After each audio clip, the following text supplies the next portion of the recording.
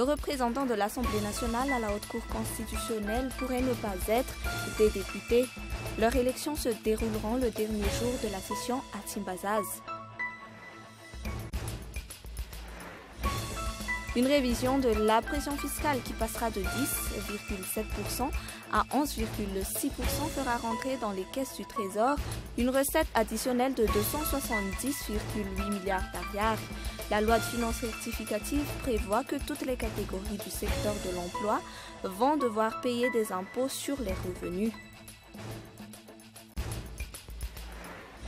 L'épidémie d'Ebola qui fait plus de 700 morts en Afrique de l'Ouest continue de faire la une des actualités internationales. La Sierra Leone et le Libéria ont adopté de strictes mesures pour lutter contre cette épidémie de fièvre hémorragique d'une ampleur sans précédent.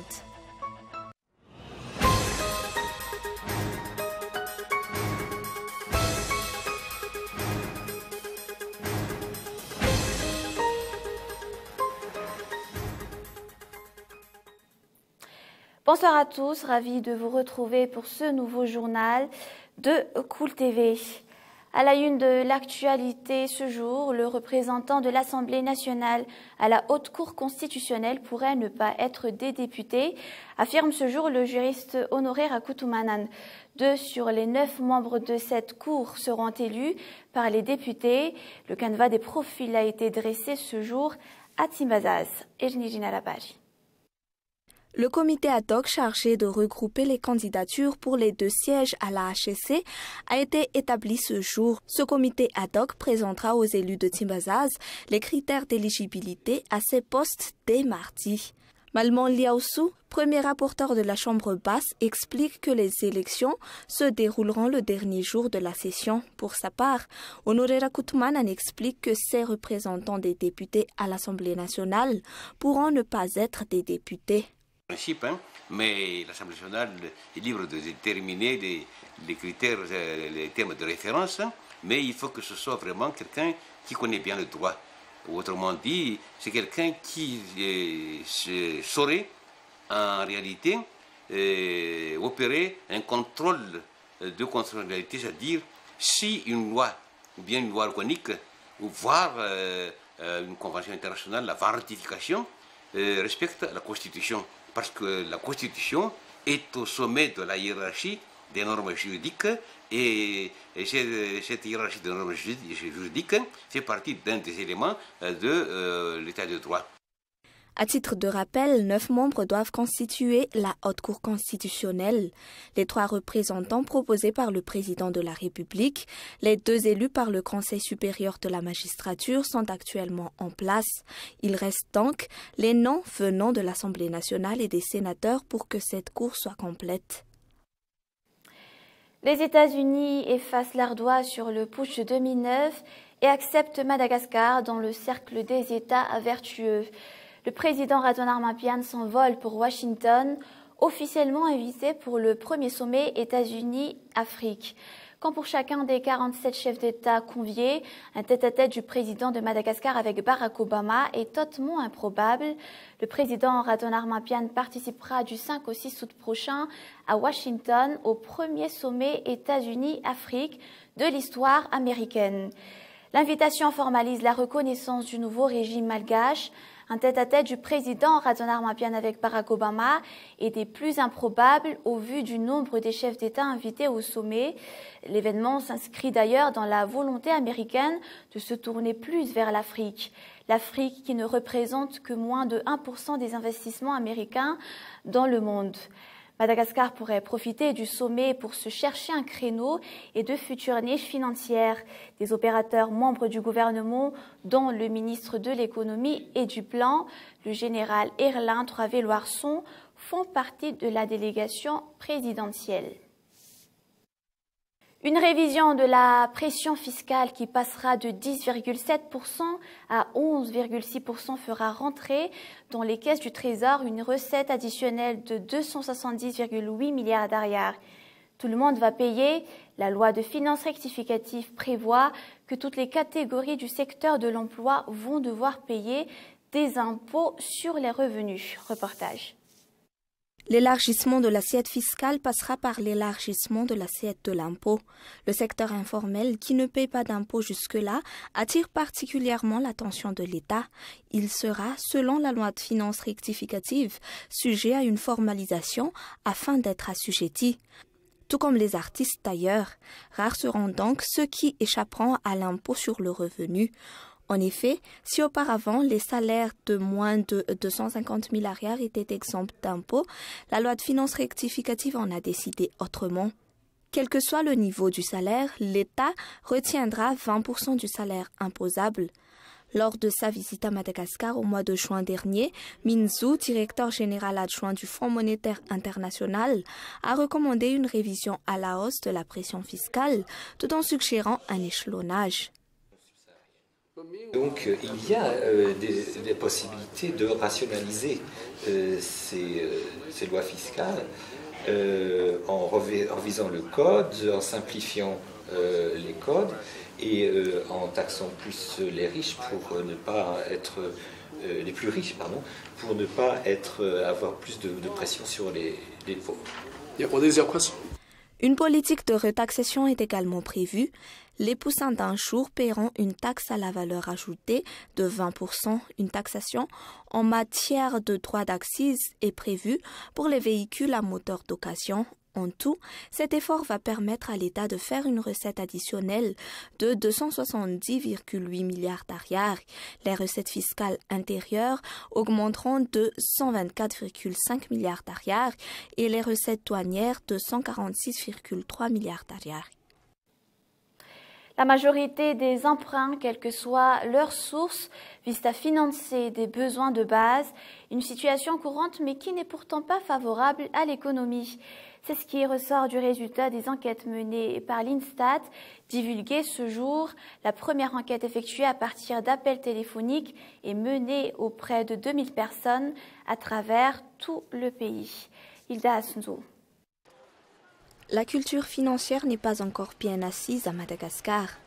L'Institut national de la statistique a publié aujourd'hui les résultats de sa première enquête sur le niveau de l'inclusion financière.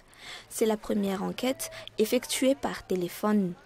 Elle a mis en exergue que l'utilisation de la banque et de ses offres et services sont encore minimes. Premièrement, est-ce que les Malgaches ont la plupart des comptes bancaires? La réponse est non. Deuxième question, est-ce que les Malgaches ont l'habitude d'emprunter de l'argent?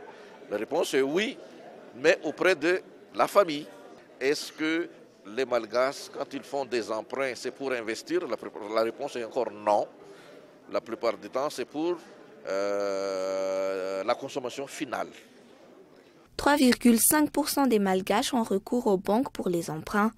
Les emprunts auprès des familles, des connaissances et des collègues sont les plus fréquents. 50,1% des Malgaches y ont recours. Un bémol, la majorité de ces emprunts servent à satisfaire les besoins courants. 36% sont contractés pour des raisons de santé, 33,3% pour de la nourriture et 21,3% pour les dépenses liées à la scolarité. Selon les économistes, ce mode d'emprunt ne bénéficie pas du tout à l'économie d'un pays et démontre l'incapacité d'une population à épargner. En fait, un système financier qui canalise de manière efficace les ressources disponibles à des activités productives est un mécanisme puissant pour la croissance économique. L'enquête de l'Instat montre que seuls 2,5% des emprunts contractés sont destinés à l'investissement et 14,6% des paysans y ont recours pour l'achat d'intrants agricoles, de matériel ou de la nourriture pour les animaux. Mais pour eux, les retombées sont moindres. 17,5% ont vu leurs revenus améliorés, 14,5% leur production augmenter et 9,5% seulement ont senti que leur vente a augmenté au cours de la période de l'emprunt. Une augmentation du poids de l'endettement se fait même sentir par 24,9% de la population après un emprunt. La ville d'Antananarivo a vécu dans le calme ce jour. Annalake, le poumon de la capitale, n'a pas connu d'animation particulière malgré la conférence de presse de la gendarmerie tenue hier et qui a évoqué l'éventualité de menées subversives dans la journée et d'aujourd'hui. Des éléments de force de l'ordre ont été néanmoins déployés ce matin dans les zones sensibles. Michela Ranardson. Depuis tôt ce matin, des policiers et des gendarmes ont quadrillé le centre de la capitale. Ils ont été aperçus sur les points névralgiques, l'esplanade d'Annalake, la place du 13 mai, face à l'hôtel de ville, la gare ou les abords de l'hôtel Le Glacier ont toujours été les points de départ de toutes les manifs organisées à Antananarivo. Hier après-midi, la gendarmerie a fermement prévenu que les forces de l'ordre feront preuve de la plus grande rigueur contre toute manifestation non autorisée. Faisant écho aux manifestations estudiantines ou aux défilés et attroupements de revendications des instituteurs syndicalistes non fonctionnaires, la préfecture de police réitère que toute manifestation doit respecter des formalités administratives. Toute manifestation doit faire l'objet d'une demande d'autorisation et obtenir l'aval de la préfecture et du propriétaire du lieu de la manifestation. 25 gendarmes ont quitté la capitale ce jour pour rejoindre le sud. Ils sont affectés momentanément à Mourafenbe et Antsalouf. Les forces de l'ordre attendent actuellement le déblocage du financement de la deuxième phase de l'opération Coup d'arrêt, un financement estimé à un peu moins de 365 millions d'ariars et qui sera notamment destiné à la mise en place d'un poste avancé à un gendarme et un batival, les deux zones où les affrontements entre villageois, forces de l'ordre et Dahal ont été les plus meurtriers. Au terme de la première phase du coup d'arrêt qui a duré 40 jours, 10 380 zébus sur les 1561 ont retrouvé leurs propriétaires. 74 Dahal ont été arrêtés et 89 autres abattus. Du côté des forces de l'ordre, 3 agents de la gendarmerie ont été grièvement blessés et un a été tué dans les échauffourées. Et on passe aux actualités internationales. Un sommet régional s'est tenu depuis vendredi à Conakry en présence des chefs d'État de Guinée, Libéria, Sierra Leone et Côte d'Ivoire, consacré à l'épidémie d'Ebola et qui a fait plus de 700 morts en Afrique de l'Ouest. La Sierra Leone et le Libéria ont adopté de strictes mesures pour lutter contre cette épidémie de fièvre hémorragique d'une ampleur sans précédent. Devant l'aggravation de la situation, des mesures de précaution se multiplient en Afrique et ailleurs dans le monde. Suivez le reportage de France 24. Les mesures radicales se multiplient face à la propagation alarmante du virus Ebola. Le président de la Sierra Leone vient de décréter l'état d'urgence dans le pays pour une période de 60 à 90 jours. À Laka, des centres de soins d'urgence sont mis sur pied. Le ministère de la Santé le reconnaît, la situation est difficile à contrôler. Nous n'avons pas de spécialistes dans le pays, que ce soit des médecins ou des infirmières. Cette épidémie requiert beaucoup de savoir-faire spécifique et c'est un défi difficile pour nous. Un peu plus tôt, le Libéria voisin avait décidé la fermeture de ses écoles. Depuis le début de l'épidémie en janvier, 3 pays de l'Ouest africain sont touchés de plein fouet. D'abord la Guinée, puis le Libéria et la Sierra Leone. Mercredi, un premier cas a été recensé au Nigeria. L'Organisation mondiale de la santé a débloqué un plan d'aide de 100 millions de dollars. Ce plan prévoit l'acheminement de médecins, d'infirmières, d'épidémiologistes. Des experts en communication et des agents viendront sur le terrain pour parler aux communautés. Leur mission sera de les informer sur les conduites à tenir, leur indiquer les lieux de soins et prévoir des traitements en amont. L'ONG Médecins sans frontières a jugé la situation hors de contrôle. Les dernières grandes épidémies ont frappé entre 400 et 500 personnes. Cette fois, plus de 1300 cas ont été recensés et plus de 700 personnes sont décédées. Un sommet régional se tient vendredi à Conakry en présence des chefs d'État de Guinée, Libéria, Sierra Leone et Côte d'Ivoire. Objectif, se concerter entre pays voisins pour tenter de contrôler la contagion de l'épidémie. Le gouvernement israélien a accusé vendredi le mouvement palestinien Hamas et ses alliés de violations flagrantes du cessez-le-feu, moins de 4 heures après son entrée de vigueur dans la bande de Gaza. Les bombardements israéliens ont fait au moins 30 morts selon des sources médicales, une trêve humanitaire qui avait été conclue pour 72 heures. Suivez toujours le reportage de France 24. Les bombardements israéliens, je vous le disais en début de journal, ont fait au moins 30 morts selon des sources médicales. Une trêve humanitaire avait été conclue pour 72 heures. Israël avait prévenu que la lutte contre les tunnels continuerait. Le gouvernement israélien accuse le Hamas de violation flagrante de la trêve. Le récit d'Ashren Verdian.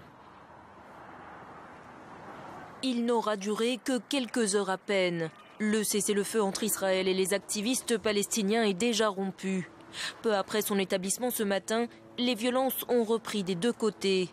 Les sirènes ont retenti dans le sud d'Israël pour signaler des tirs de roquettes, l'État hébreu accusant le Hamas de violation flagrante du cessez-le-feu. Israël, de son côté, a mené des tirs d'artillerie dans le secteur de Rafah, au sud de la bande de Gaza. De sources palestiniennes, au moins 27 personnes ont été tuées.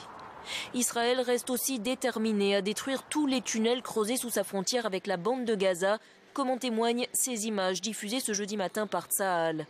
Le cessez-le-feu annoncé jeudi soir était censé permettre aux deux parties de négocier une trêve plus durable. Elle s'éloigne encore un peu plus ce vendredi.